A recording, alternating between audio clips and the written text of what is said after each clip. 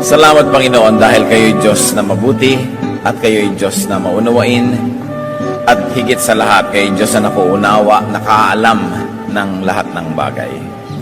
Patawarin niyo kami sa mga kasalanan namin, linisin niyo kami, O Diyos, at nawa, tahanan kami ng inyong Espiritu. Payapain niyo po ang aming loob at buong puso naming tanggapin ang inyong mga pagtuturo, pagpapaliwanag, pagtutuwid, pagpapalakas at pag-akay sa amin. Maging pagkain ng aming Espiritu ang inyong mga salita at nawa, Panginoon, iligtas niyo kami sa makamalian, kasinungalingan, maging sa gawa ng mga masasamang tao at masasamang Espiritu.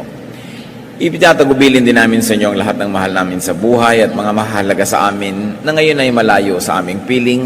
Nawa ang presensya niyo at pag-iingat ay sumakanila rin.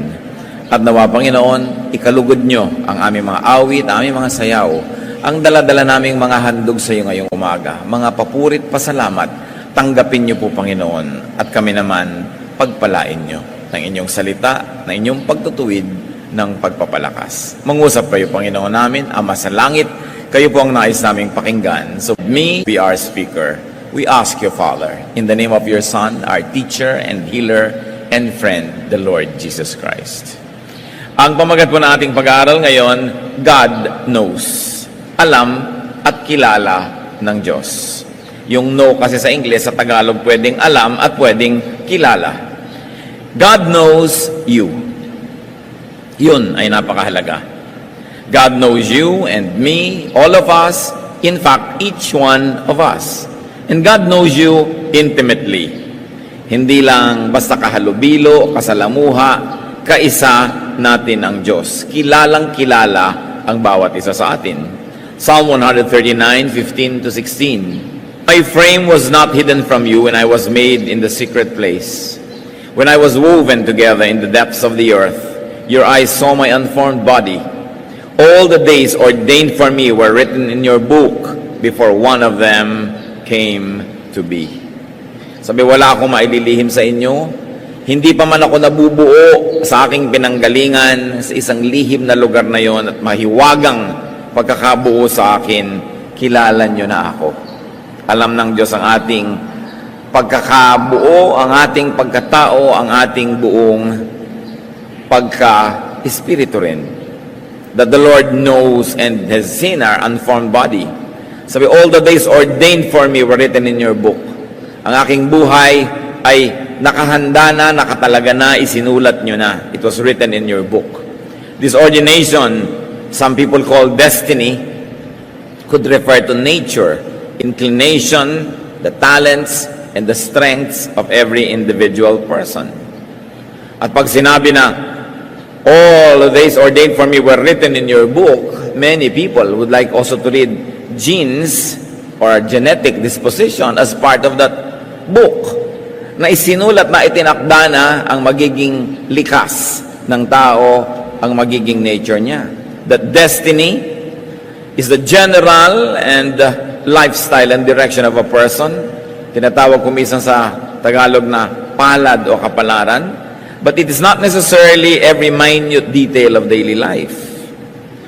And by the way, a very modern science called epigenetics showed that in spite of our genetic disposition, ay maraming mga bagay na nag-i-influence sa ating pagkatao. The environment and the will of a person can change genetic activity without changing the genetic code.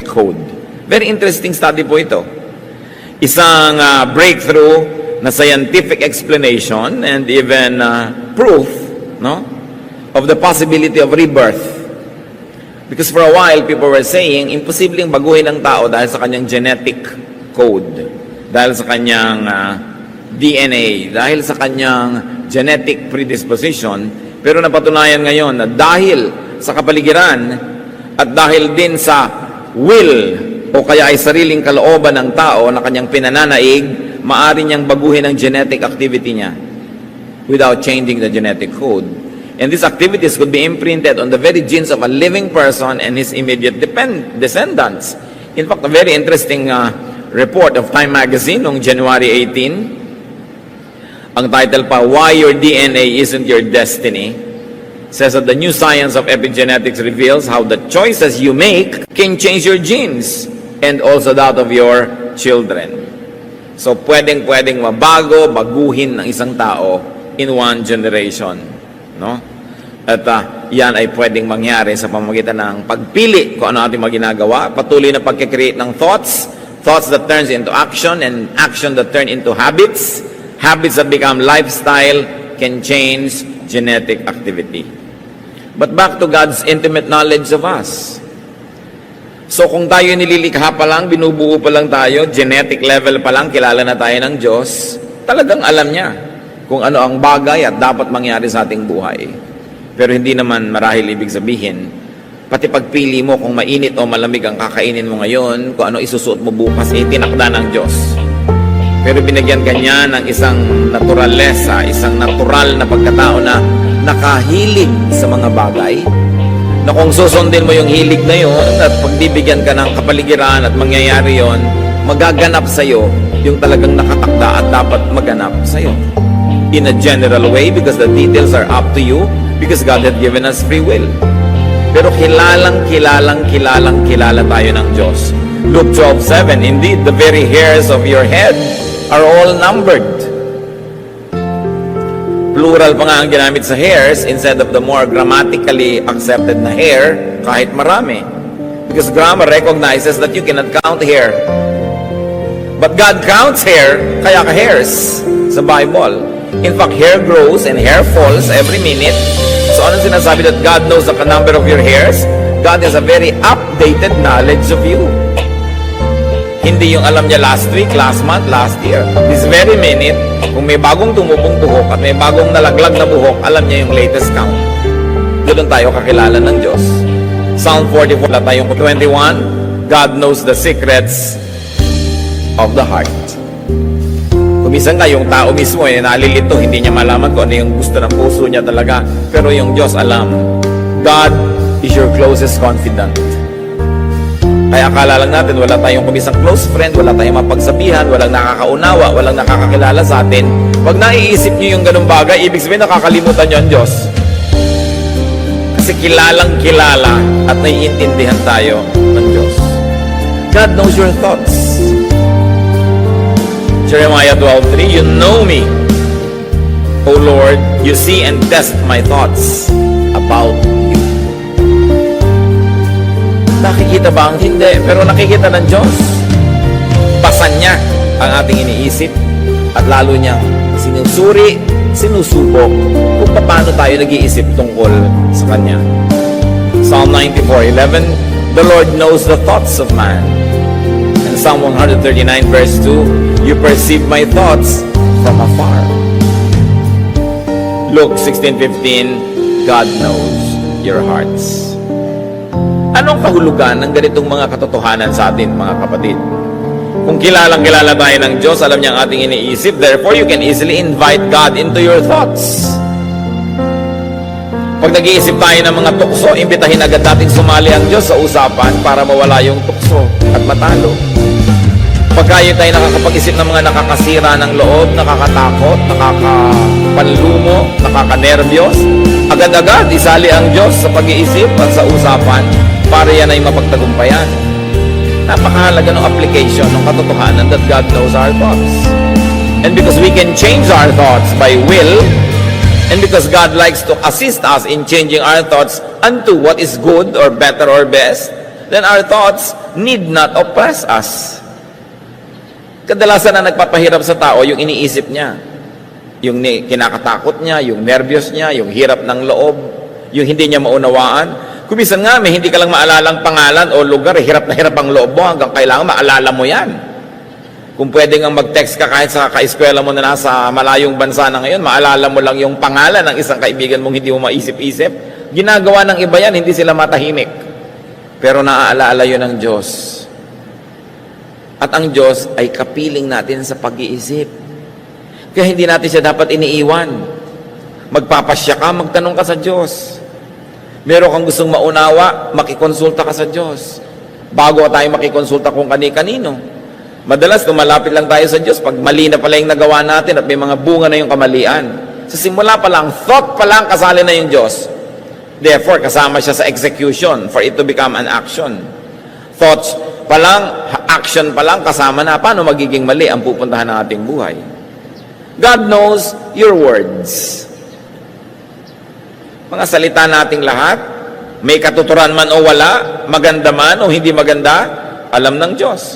Psalm 139 verse 4, Before a word is on my tongue, you know it completely, O Lord. Bago pa man mamutawi ang salita sa aking labi, alam nyo na. Bakit alam? Kasi nga alam ni Lord yung ating genetic predisposition. Alam niya yung ating nature. Alam niya yung ating likas. So, alam niya, hindi niya tayo pinagsasalita na parang robot, pero alam niya kung anong sasabihin natin. Parang kung kilala mo isang tao, parang alam na alam mo magiging reaksyon. Pero kung minsan nagkakamali tayo, pero ang Diyos, ganun ka-intimate ang pagkakakilala niya sa atin. So the Lord knows our vocabulary, and the Lord knows the kind of words that we might say. Matthew 12:36, But I tell you that men will have to give account on the day of judgment for every careless word they have spoken. Alam din natin, dahil alam ng Diyos ang bawat salita natin, we will be rewarded for every good word we say. Ang katotohanan niyan, hindi na tayo kailangan maghintay pa ng judgment day para tayo maparusahan o magantimpalaan para sa ating mga salita. Sa buhay na ito pa lang, tayo'y nakikinabang na, o kung tayo'y marunong at magandang magkorte ng salita, at tayo'y nagbabayad at nagdurusa na kung wala tayong kwenta magsalita. Kasi yung mga tao natutuwa o nagagalit sa atin dahil sa bitaw natin ng mga salita. At ang tuwa o galit ng kapwa ay gantimpala o parusa sa atin. Sapagkat pag sila natutuwa, marami silang willing na gawin na mabuti para sa atin. At kung hindi naman sila natutuwa, kahit kaya na nilang gumawa ng mabuti, ayaw nilang gawin. O gumawa man, konti lang. Kumisa gagawin ka pa nga ng masama dahil nagalit sa'yo, dahil sa iyong salita. And we must never forget that every word we say is recorded in eternity. May katumbas na gantimpala at parusa ang bawat salitang namumutawi sa ating labi. Bakit? We have to be responsible for our speech. Because speech is great power, and it's a great power that comes from God. Kaya nating bumira dahil sa pananalita lang. Kaya nating umakay o magtulak, kaya nating magbigay ng liwanag o dilim dahil sa pananalita. At ito ang isang kailangang lubos na makontrol ng tao ang kanyang pagsasalita. Alam ng Diyos lahat. Ngayon, kahit hindi natin i-verbalize, nasa isip pa lang, alam niya na rin kasi alam niya yung thoughts. Paano tayo maglilihim nun? Ang masarap na comfort dyan, bawat naman mabuting iniisip mo, alam din niya. Kaya kumisan, kahit hindi ka nare-recognize ng iba, nire-recognize ka ng Diyos. Sabi niya, what is seen in secret will be rewarded by the Father in heaven. Very importantly, God knows your feelings. Kumisan, nagdaramdam tayo, at nadaragdagan yung pagdaramdam, kasi hindi man lang napansin nung pinagdaramdaman natin na nagdaramdam na pala tayo. Nag-iinarte ka na pala, wala pa nakakahalata. Lalo tuloy kang lumulungkot at nagagalit. No? Yun pala, 3 araw ka nang hindi kumakain sa pagdadabog, wala pa rin nakakapansin. No? Sumasama tuloy ang iyong lagay. But God knows your feelings. Psalm 139 verse 3, You discern my going out and my lying down. You are familiar with all my ways. Kabisado niyo po ako, O Diyos. And what does it mean to us? That God can be our best friend. Nasikap na ba natin na kaibiganin ang Diyos? Oo nga, ang Diyos ay mataas, ang Diyos ay majestic, glorious, pero gusto rin niya makipagkaibigan sa atin. Kung minsan, we feel deprived of friendship. We feel poor because we don't have enough good friends. But maybe because we forget that God can be our first, foremost, and best friend. Hindi ibig sabihin na huwag ka na makipagkaibigan sa tao o sa pet mo kung gusto mo pa rin. Pero ang mahalaga, dinadevelop natin ang pakikipagkaibigan talaga sa Diyos. Because through Jesus Christ, God had become our friend. Na nahihingahan mo ng sama ng loob, na pagsusumbungan, nilalapitan, nahihinga ng mga bagay-bagay, at na-enjoy natin yung kanyang company. Pag lagi tayong umiiwas sa pag-iisa, hindi natin nadidiscover yung ligaya na makapag-solo kasama ang Diyos lamang. Bagamat we were created socially, that we should interact with other people, but the beauty of aloneness is that solo-solo kayo ng Diyos, kayo lang. Walang abala at nakakapagniig talaga kayo. It is something that we should enjoy, especially kung talagang wala kang choice at wala kang makasama, alalahanin mo uli ang Diyos. Alam niyo, maraming pag-iisa. Kung lumalabo ang iyong mata, lalo pa nga at dumidilim talaga at nabubulag ka pa kumisan, kahit marami kang kasama, pwede kang matuksok na dahil hindi nila lumusan o unawaan yung kalagayan mo. Pero alalahanin mo ang Diyos kasama mo, nasa puso mo, nasa isip mo. At yung hindi mo nakikita, nakikita ng Diyos para sa iyo. Kaya maaari nating makita yung daigdig, makita ang mundo through God. Yung mga nalulumpo, mga hindi makalakad, kung ano man ang kapansanan or old age, hindi ka na makapunta sa dapat mong puntahan. Kung minsan second floor lang ng bahay mo, hindi mo na maakyat. Pwede mo ngang marating kalangit-langitan through God eh. Kaya kung ang ating masyadong inaayos at dinedevelop, pakikipagniig sa Diyos, malalampasan natin ang mga limitasyon ng katawan. Limitasyon ng ating paa, ng kamay, ng mata, ng tainga, maging limitasyon ng ating isip o damdamin o puso dahil ang Diyos walang hanggan. So God is our entry point. God is our door into the eternal, into the everlasting, into that which is spaceless and timeless. And that becomes even more precious when you begin to be saddled with the reality of humanity, of mortality.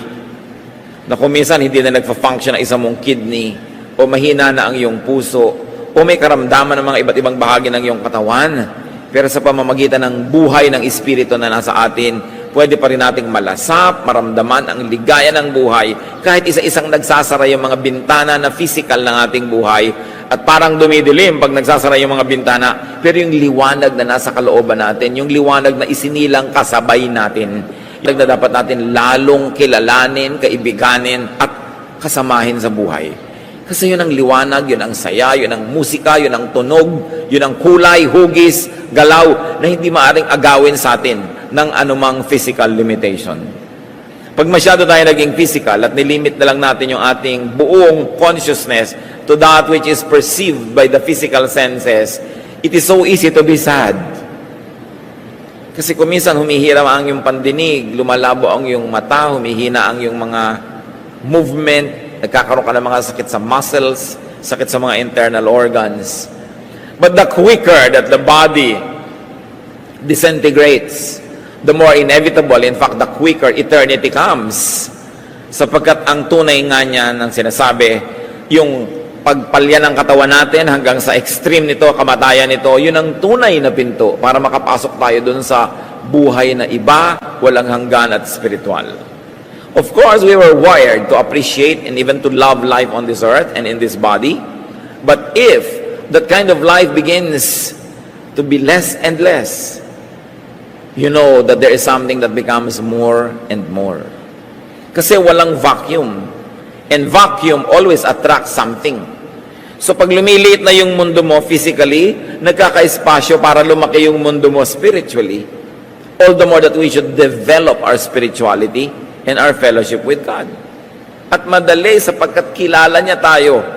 God knows your actions. Revelation 2:19, I know your deeds,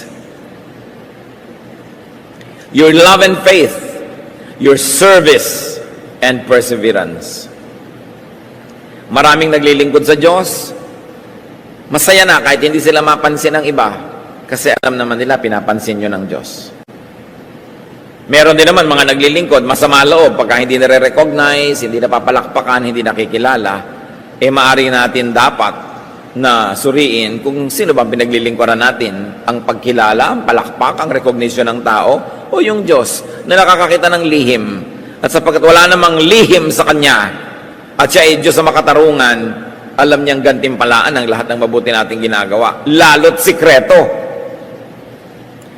Mas gusto ng Diyos yung mga sikretong mabubuting gawa. Sabi niya, do not sound trumpets before you when you give alms to the poor.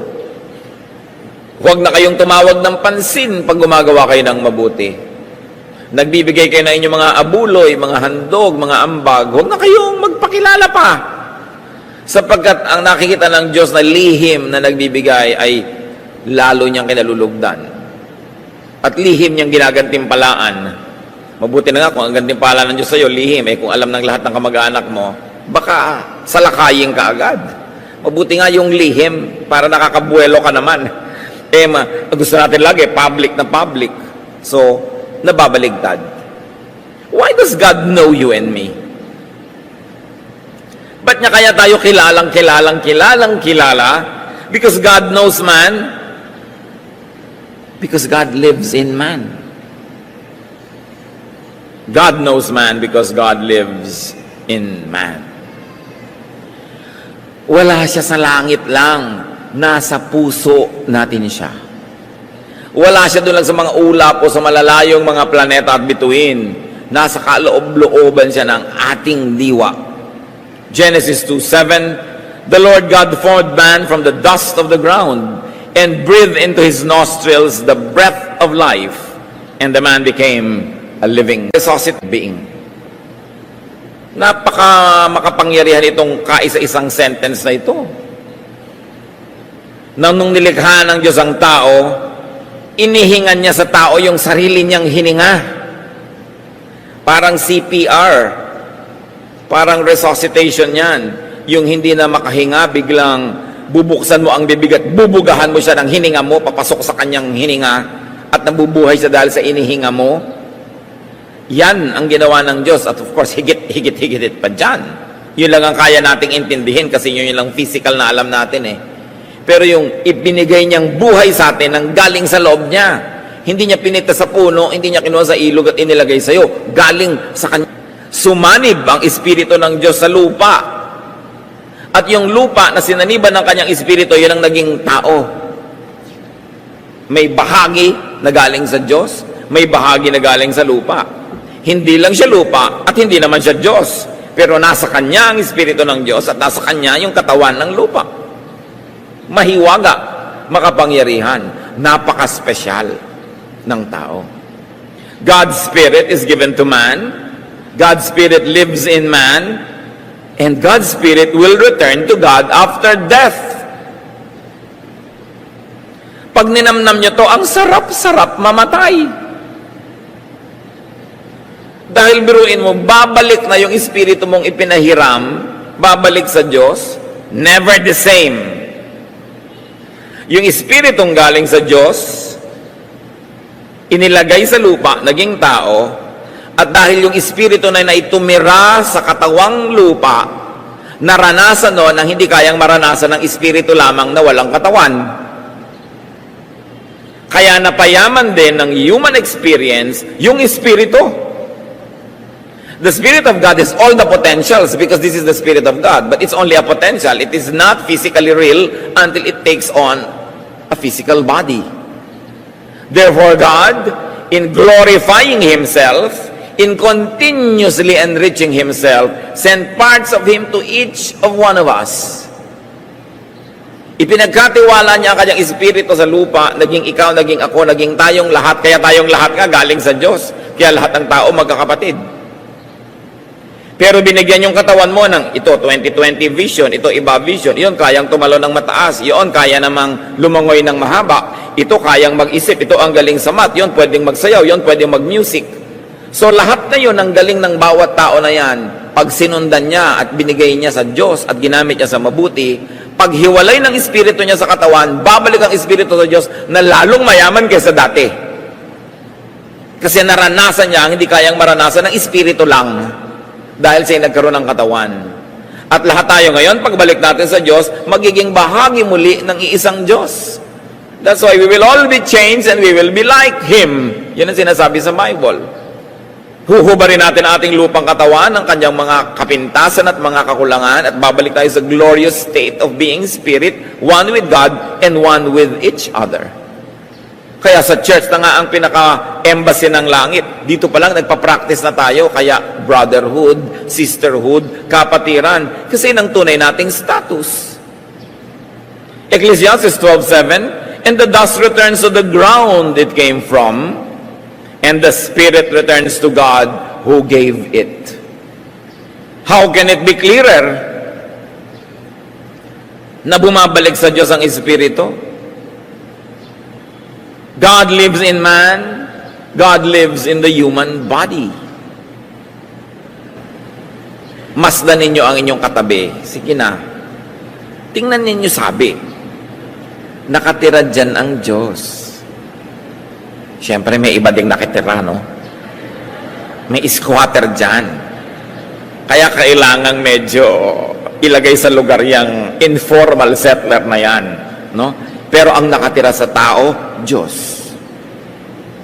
Pag minumura mo yung kapwa mo tao, minumura mo yung Diyos na nakatira sa Kanya. Pagka nilalait mo, iniinsulto mo, iniisnab mo, minamaliit mo yung Espiritu ng Diyos na nasa taong yan.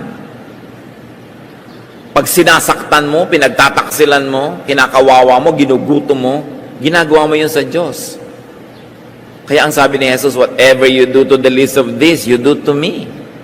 Meron ka bang pwedeng gawin sa kapwa mo na hindi mo ginagawa sa Diyos? Nakatira sa Kanya yung Diyos. Bagamat may squatter din, ha? Dapat malinaw yan.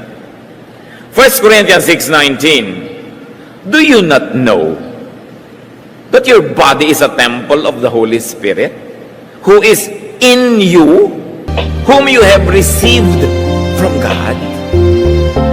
Ganun kahalaga yung tao. Kaya kung kaya mong sagitin yung taong batang natutulog sa kalsada, mabigyan siya ng shelter, ng makakain, gawin mo yun. May alang-alang sa Espiritu ng Diyos na nasa Kanya. Kaya dapat nating lutasin ang poverty. Bawat tao binigyan ng Diyos ng kakayahan at talento para yun ay mamulaklak, magbunga, at maranasan ng Espiritong inilagay sa Kanya yung dapat maranas in accordance with the giftings given to the person. Pero pinakamalaking humahadlang dyan, poverty.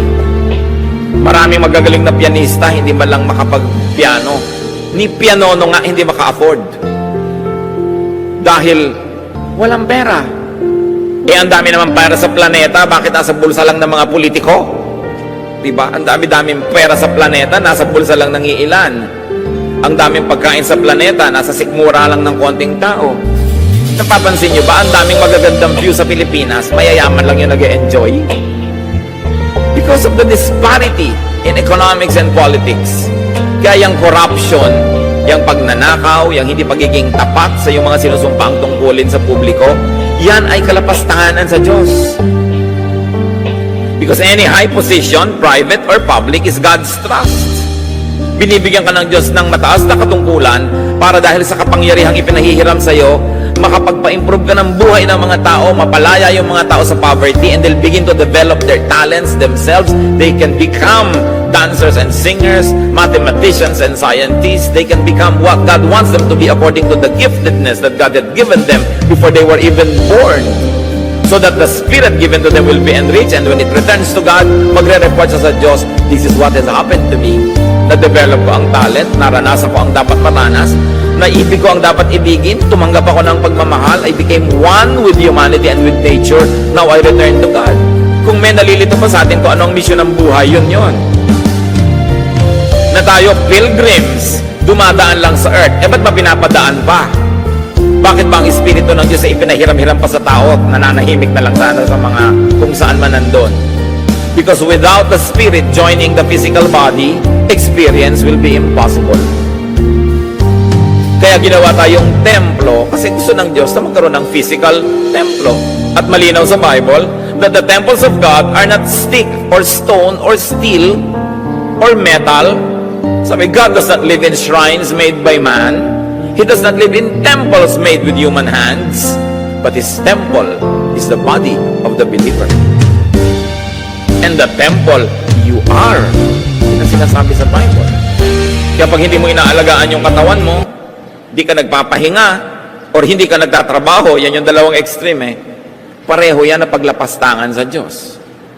Because God ordained work and rest. Kasi alam niya ang katawan ng tao, kailangan yon. Why the excursion of the spirit into flesh? Because God experiences material life through man. Doon kahalaga yung tao. Nakikita, nararanasan ng Espiritu ng Diyos, yung hindi mararanasan kung walang katawan. Ideya lang, pero hindi physically real. Through man, the Spirit of God experiences the many facets and beauty of creation. Experience needs a physical dimension. Experience needs polarity and extremes for it to happen. Hindi mo man mararanasan ng lamig kung hindi mo alam ang init. Hindi mo mararanasan ng taas kung hindi mo alam yung baba. Hindi mo rin mararanasan ng saya kung hindi mo alam ang lungkot. Tulad ng, hindi natin nararanasan ng kalusugan hanggang hindi ka nakakaranas magkasakit. Kaya ang tunay na buhay na ipinahiram ng Diyos sa atin, may extremes. At magtataka ka, bakit may extremes? Kadalasan, inconvenient. But experience is possible only when there is polarity. Nagkakaroon ka lang ng concept ng poverty pag meron kang concept of wealth. Nagkakaroon ka ng concept of peace pag nakakaranas ka ng concept of unpeace or trouble. Kaya everything that happens is a blessing to those who love God and are called according to His purpose. Even if it's an extremely difficult situation, it is only enriching your spirit. Kaya dapat positive ang pagtingin mo dyan. Go through it. Tell yourself, this too will pass, and I will pass this with flying colors. I will experience what must be experienced, learn what must be learned, do what must be done, and then report to God. Kaya tayo, pinapayagan at kuminsan ay sinasadya pa nga na ilagay ng Diyos sa ganyang mga sitwasyon. Genesis 2:7, man became a living soul. Nung nagsama yung physical at saka spiritual, nun siya naging living soul. Soul lang dati. Ngayon, with the body, it is a living soul. Philippians 2:6-8, very interestingly, ano sinasabi tungkol kay Jesus? He made himself nothing, taking the very nature of a servant, being made in human likeness, and being found in appearance as a man, he humbled himself and became obedient to death, even death on a cross. Nakita natin yung polarities dito, mga kapatid. From everything, Jesus became nothing. Kita nyo, extremes?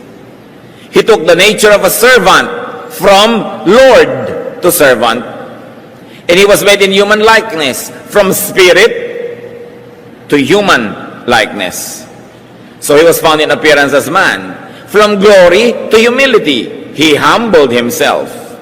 And then from life, he experienced death. Through his Son, the Lord Jesus, God in heaven experienced death.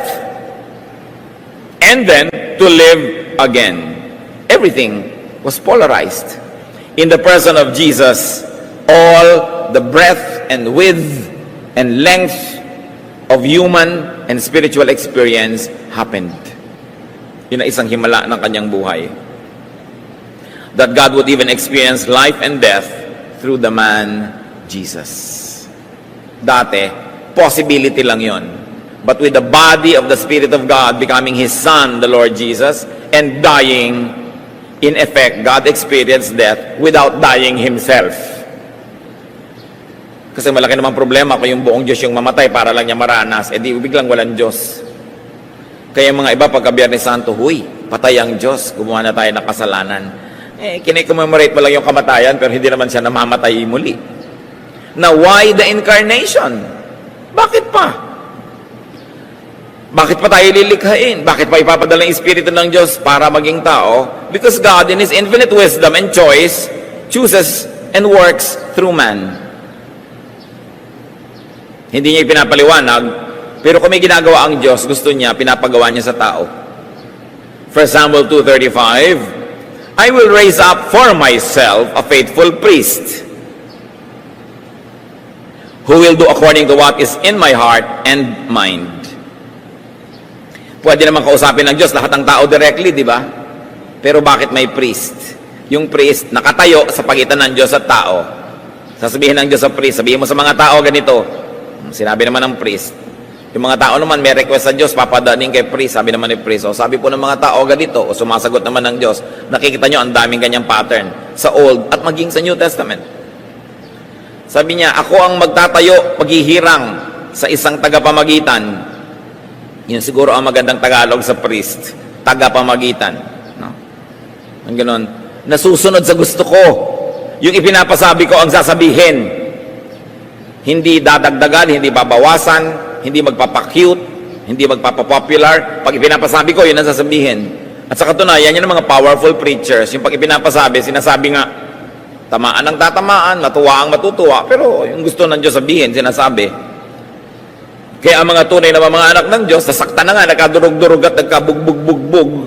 Simpa, wow, I'm blessed. No? Yan ang talagang attitude na maganda, yung alam mong tinamaan ka at nasaktan ka, pero alam mong dapat ka naman talagang tamaan eh. Kaya natutuwa ka because you are edified, even though it can be painful. Deuteronomy 18:18, I will raise up for them a prophet. I will put my words in his mouth. Kaya naman ng Diyos magsalita mula sa isang napaka-loud speaker. No? Napakalaking loudspeaker, madinig ng lahat ng tao, pero pumipili talaga siya ng mga tagapagsalita. Style niya yun eh. So, susunod na lang tayo. Ephesians 2:10, for we are God's workmanship, created in Christ Jesus to do good works, which God prepared in advance for us to do. What does it mean? Hindi ka pa ipinapanganak, may assignment ka na. Kaya ano ang misyon ng buhay? Hanapin mo kung ano ang iyong misyon. Ang iyong assignment. Nasabi ng Diyos, gawin mo ito, pagkatapos ng buhay mo dito, uuwi ka sa Diyos, magre-report ka, anong ginawa mo? Napaka-importanting maintindihan yon. Once more, yan ang problema sa poverty. Dahil ang mga tao, isang kahig, isang tuka, hindi na lang kakaroon ng oras mag-isip kung anong kahulugan ng buhay. Puro na lang kasi pag-aagaw buhay ang nangyayari. What is my talent that should be developed so I can experience for the Spirit of God what can be experienced only through my body? Everybody is unique. Kaya dapat lahat may papel sa buhay. Pero kung nauubos ang mula umaga hanggang gabi mo para ka lang kumita, at yun ang malungkot na katotohanan sa maraming tao, ibig sabihin we are failing the agenda of God. That's why the people of God must wage war against poverty, must expose and fight corruption, must make wealth and redistribute the wealth of the planet through political, economic, and social power. Kaya maganda yung may power kung ginagamit mo para sundin mo yung kalooban ng Diyos to distribute. So everybody will develop. Nakakalungkot, meron ang galing-galing na pintor pero hindi na siya matutuloy magpinta dahil nawasak na yung kamay niya kasi sibak ng kahoy. Kasi kailangan niya mabuhay. So, anong ginawa? Nilikha ba siya ng Diyos? Taga-sibak ng kahoy? Taga-buhat ng crane? Dahil yung crane sira. So, pati crane binubuhat na. Hindi masamang gawin. Pero hindi lang yun ang dahilan. Kaya tayo nabubuhay. John 6:38, for I have come down from heaven, not to do my will, but to do the will of Him who sent. At lahat tayo ganun, may assignment. Kaya mahalagang lumalagay ka sa lugar at ginagawa mo kung ano yung tama. One way to know your assignment in life, look at your natural talents. Colossians 2:9, in Christ, all the fullness of the deity lives in bodily form. Ang buong-buong kabanalan, kaluwalhatian ng Diyos sa langit ay nabuhay sa loob ng katawan ni Jesus. At ganon din ang gustong mangyari ng Diyos sa atin. That He lives in us, that we are His priests and servants and spokespersons, so that we do what He has assigned us to do. At kitang-kita natin yung doktrina that Jesus lives in the believer. This time, hindi na lang yung Espiritu ng Diyos Ama yung nasa believer, pati na ngayon Espiritu ng Diyos Anak. John 3:16, whoever believes in Jesus shall not perish but have eternal life. Pag naniwala ka kay Jesus, yung Espiritu niya tumitira sa iyo. Bakit? Kasi yung original Spirit na ipinadala ng Diyos, nadumihan na. Nagkabalubaluktot na, nagkakupi-kupi, nagkapira-piraso, nagkawasak-wasak. Kasi sabi, the spirit that sins dies. Sabi ng Panginoon kay Eva at Adan, on the day that you eat of this forbidden fruit, you will die. So may namatay. Yung spirito na unang ibinigay sa kanila, namatay. Spirito naman ni Jesus ang sumanib sa iyo at sumama sa iyo at nakaisa sa iyo para mabuhay ka muli. Na-revive. Kaya bago ka na. Sabi sa 2 Corinthians 5:17, if anyone is in Christ, he is a new creation. The old is gone, the new has come. So the believer lives in Jesus. Jesus lives in you, you live in the believer. In Jesus rather. 1 John 2:6, whoever claims to live in Him must walk as Jesus did. So babalik na uli sa iyong misyon. Kasi nabuhay na uli ang Espiritu ng Diyos sa iyo, baka to mission. Ano bang mission ko sa buhay? Kaya hindi lang isang motif na nadadagdag sa buhay ng tao, si Jesus. Nagkakaroon ka ng mga bagong pananaw, bagong gawain, bagong pagkatao. Acts 17:28, for in Him we live and move and have our being. So God knows. God knows you, God knows your words, God knows your thoughts. Kasi kasama natin siya. Kaya kilala natin niya tayo. So because God knows, rest in God if you do good. Pag gumagawa tayo ng mabuti, pahinga mo ang spirito mo, huwag ka mag-alala sa award, sa reward, sa recognition. Alam ng Diyos. Pagpahinga ka lang. Psalm 58:11, then men will say, surely the righteous still are rewarded. Surely there is a God who judges the earth. Rest. Do not always fight or seek recognition or payment. God knows. 1 Peter 3:12, for the eyes of the Lord are on the righteous, and His ears are attentive to their prayer. And because God knows, inversely, beware if you do evil. Kaiingat ka kung patuloy kang gumagawa na mali. Kasi alam din ng Diyos. Proverbs 14:14, the faithless will be fully repaid for their ways. Ecclesiastes 3:17, God will bring to judgment both the righteous and the wicked. For there will be a time for every activity, a time for every deed. Susuriin bawat ginawa natin. So tayo mananagot sa mga bagay na ginawa habang nasa katawan na ito ang ating espiritu. Imagine nyo, while in the body. So may mga panahon that we will not be in this body when the spirit is released unto eternity. At ano yung good or bad? Hindi lang yung tinatawag nating masama o mabuti.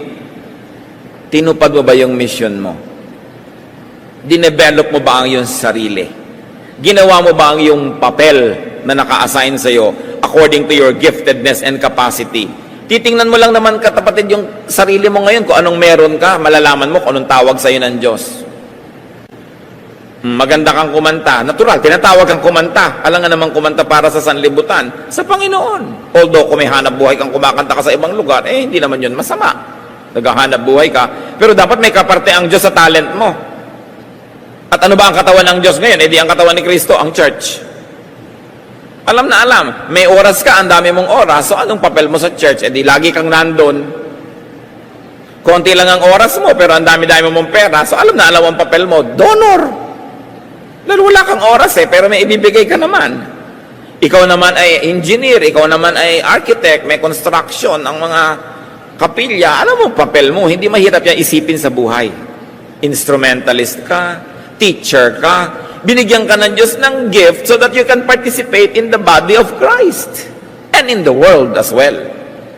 May pananagutan ka sa buong kapaligiran. So yun yung good or bad. Ang tanong, ikaw ba, ilang na-compose mong kanta? Wala po. Judgment seat na to, ha? Binigyan kita ng talent mag-compose, anong ginawa mo? Di ba? Yun ang tanong. Anong binigay sa'yo? Parang yung mga taong binigyan ni Jesus ng talent, 10 talents, 5 talents, 1 talent, na naman pera naman yung talent na yun. Pagbalik niya, sabi niya, anong ginawa mo? Anong ginawa mo? Anong ginawa mo? Hindi sa talent ng iba, sa talent mo. Kaya hindi ka dapat naiinggit sa iba Ang galing naman nun, kung gano'n lang ako, may gagawin akong gano'n. Hindi nga ikaw yun Ikaw ay ikaw, so tingnan mo kung sino ka, yun ang papel mo sa buhay. At kung ano yung binigay sa yung likas, i-develop pa. Yun ang isa sa mga pananagutan mo sa Diyos, kung anong pinagagawa mo sa yung talento. Nagamit ba yan sa kaluwalhatian ng Diyos, sa ikabubuti ng tao, ng mundo?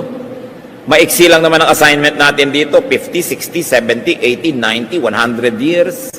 Sandali. Dapat hindi tayo mag-aksaya ng panahon. Napakahalaga. So God knows you intimately. God lives in you. Not for 1 minute that you should forget that you were created for a purpose. And the purpose is for the God to live in you, for the Spirit of God to experience the physical world through you, and to do good in the physical world through you. So, live according to design. Let God's Spirit experience the material world through you, and return to God with mission accomplished. Therefore, because you belong to God, you belong with all other living creatures. Napaka-importante. Tingnan nyo yung mga halaman, mga kapatid. Humihinga ka. Hiningahan ka ng Diyos minsan. Diba? Pero, paghinga mo ba, nag-inhale ka, tama na? Sino ngayon ang iniwan ng Diyos at tagahinga uli sa'yo? Alam nga namang siya na lang lagi. Marami pa siyang ibang gagawin sa buhay. Mga halaman. Kung nag-excel ka ng carbon dioxide, kukunin ng halaman yon, pagbalik sa iyo, oxygen na. So, sino ngayon ang kahingahan natin? Halaman. Kaya dapat, mahalin mo rin ang mga halaman. Mayroong mga tao, ang titinunong puno sa kanilang mga bakuran, pinuputol dahil ang dami daw kalat na dahon. Dapat siguro maubos lahat ng halaman sa buhay niya nang maubusan siya ng hinihinga niya na oxygen eh. Kung paano siya hahanap ng oxygen na yun, ano? Hindi mo minamahal ang mga halaman. Nakikita niyo ginagawa ng mga sakim na mga negosyante. Sobrang careless deforestation. Kinakalbo yung mga gubat. Sino nagdurusa? Kapwa-tao, lalo yung mahihirap. Kasi yung logger naman, yung may-ari ng logging company, may bahay yun sa city na malaki. May bahay abroad yun. Kahit bumahaba ka doon sa kinalbo niyang bundok, hindi siya apektado. Nakita niyo yung pananagutan ng mga makapangyarihan at ang pagwaldas nila sa kapangyarihang ipinahihiram ng Diyos. Kaya kung mahal mo ang Diyos, mahal mo din dapat mga halaman. Tanim ka ng tanim, kahit sa paso, sa drum, sa tansan, pwede rin. Tanim ka ng tanim. Dahil mahalaga yung halaman, bahagi ng buhay natin yan. Kaya nagkakanda, wasak-wasak ang buhay natin because we destroy plants. Eh, yun ang kahingahan mo eh. Yun ang iniwan ng Diyos, sa piso ng Diyos. Oh, halaman, ituloy mo yung kahingahan dyan. Alangan namang ako na lang lagi. So, iniwan niya yung daigdig, self-sustaining. Kaya importante sa atin yan. We blend, we unite with God's creation. You participate in nature, you nurture nature, and you allow nature to nurture you. God understands and knows you. God guides you. And God awaits your return to the realm of the Spirit, to the realm of the divine, so you could be with Him again forever, enriched by your excursion on earth. When that happens, death is indeed victory. So live your life according to God's design of you. May papel ka sa buhay.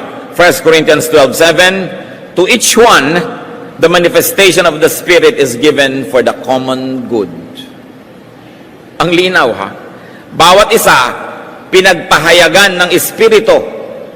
Pinagpakitaan, binigyan ng kakayahan para sa ikabubuti ng madla. So, ang gift mo kapatid, hindi lang pang sayo, pang sa ating lahat yan. So, yung gift ko pang sa ating lahat, hindi ko dapat salohin. Yung gift niya pang atin. Pag absent kayo sa church, you're cheating all of us. Dapat kasali ka. Kaya nga mga kumisan, nabe-bless lang lagi dahil nakikinig sa tape at sa radyo. Bless na kayo. Kailan naman kayo magiging blessing sa church? Alangan namang tanggap na lang kayo ng tanggap, tapos wala naman kayong binibigay na blessing. Inhale man kayo ng inhale, sasabog kayo. Kailangan mag-exhale kayo. You must receive and give. This is the circle of life. The manifestation of the Spirit is given for the common good. You are not your own. You were bought at a price, so glorify God in your body and glorify the body of the Lord, which is the church. Live life according to God's calling for you. Romans 12:6. We have different gifts according to the grace given us. Ibig sabihin din mga kapatid, tigilan ang mainggit sa iba. Kung ikaw, 4'7" ang height, huwag ka maingit doon sa 6'2". May iba kang papel sa buhay, iba yung papel niya. Siguro siya taga-abot ng Aratilis pag magkasama kayo. No? Pero may iba kang papel sa buhay. So find your mission. Never think that you're alone. Never feel that you're alone. Walang nabubuhay para lang sa sarili. Pero meron akong babala. Kung tanggap kayo ng tanggap dahil merong bigay ng bigay, huwag kayo ang magsasabing, yan ang papel mo sa buhay, bigyan kami. Huwag kayong ganon, ha? Siya dapat ang mag-isip na ang papel ko magbigay. Pero yung tagatanggap, wala kayong karapatang mag-assign kung sino ang tagabigay sa inyo. Sabihin, kaya ka naman binigyan ng Diyos. Minsan madidilig mo yung sa mga kamag-anak, nakakapanting ng tenga eh. No? Kaya ka naman pinayaman para tangkilikin mo kami. Sino may sabi sa'yo? No? Wala tayong karapatang mag-isip nun. Yung nagbibigay ang magsasabing, ito ang calling ko. Pero yung tagatanggap, no. Quiet lang kayo. No? Huwag kayong mag-assign ng tagabigay sa inyo. Kailangan ang Panginoon na nag-a-assign nun. God is always with you because God lives in you. Ang sarap isipin, kahit kailan, hindi ka nag-iisa. Honor God in your body, honor God in your life. 1 Corinthians 6:19, your body is a temple of the Holy Spirit who is in you, whom you have received from God. Ama namin sa langit, salamat sapagkat kayo'y nasa amin, kaisa namin, at kami nasa inyo. Ipadama, ipaliwanag nyo sa amin ang malalalim, malalawak, makapangyarihang kahulugan ng katuturan na kayo'y nasa amin. Magbulay-bulay tayo mga kapatid, at sa tulong ng Diyos, angkinin natin ang pagpapala sa katotohanan na ang Diyos ay nasa sa atin. Let's bow before the Lord in silence and let the Lord finish His message.